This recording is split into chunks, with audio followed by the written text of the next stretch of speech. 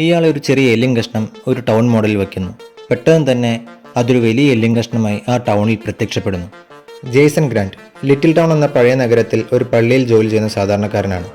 ഒരു വർഷം മുമ്പ് ഈ പട്ടണത്തിന്റെ മുൻ മേയറായിരുന്ന ജേസന്റെ ഭാര്യ ട്രീന മരണപ്പെട്ടു.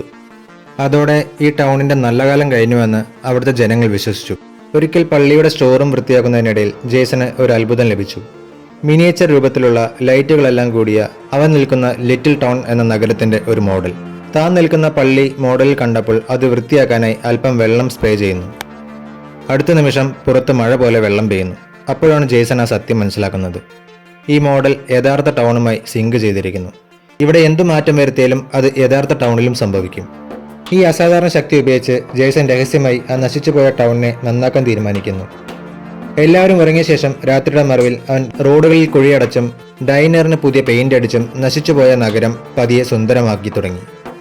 ഈ മാറ്റങ്ങൾ കണ്ട് നാട്ടുകാർ സന്തോഷത്തിലായി. എന്നാൽ ഈ മാറ്റങ്ങൾക്കെല്ലാം പിന്നിൽ നിലവിലെ മേയറാണെന്ന് ജനങ്ങൾ വിശ്വസിച്ചു.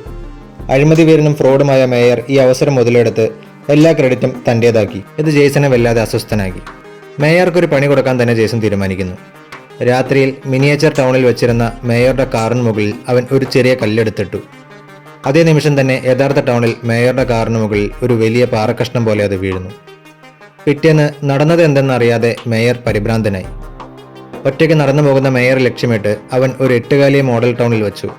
ഉടനെ തന്നെ അതൊരു ഭീമാകാരമായ എട്ടുകാലിയായി മേയർക്ക് മുന്നിൽ പ്രത്യക്ഷപ്പെട്ടു.